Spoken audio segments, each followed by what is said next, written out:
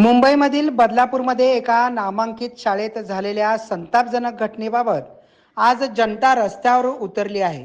एका शाळेत चिमुकलींवर अत्याचार करण्यात आले आहे. या घटनेमुळे जनतेकडून तीव्र निदर्शने सुरू आहेत. आज बदलापूर बंदची हाक देण्यात आली आहे. त्याच दरम्यान ज्या शाळेत ही घटना घडली होती त्या शाळेत आता तोडफोड सुरू करण्यात आली आहे. या शाळेची तोडफोड करण्यामध्ये महिला आंदोलकही सहभागी झाले आहेत.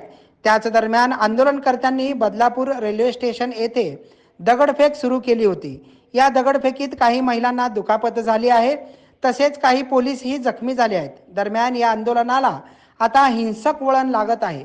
शाळेच्या आत काही आंदोलक शिरले होते.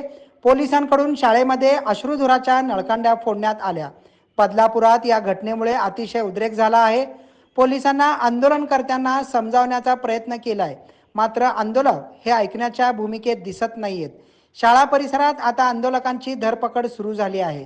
तर रेल्वे ट्रॅकवर देखील मोठ्या प्रमाणात हजारोंच्या संख्येने आंदोलक हे ट्रॅकवरतीच ठाण मांडून बसल्याचं पाहावयास मिळत आहे. आज हमारे देश की लड़कियां क्यों नहीं आ जाते यार? स्कूल जा रही थी वो तो बच्ची यार। हमारे देश को हो गया क्या? कितने दिन हो गए? हमारी लड़की तो सेव करो यार। आज को कल तो हमारे बच्चे होते तो क्या होता? हमारी बहन बेटी होगी, हमारी माँ होगी तो क्या होगा उसका? आप तो बच्चियों की बात होगी।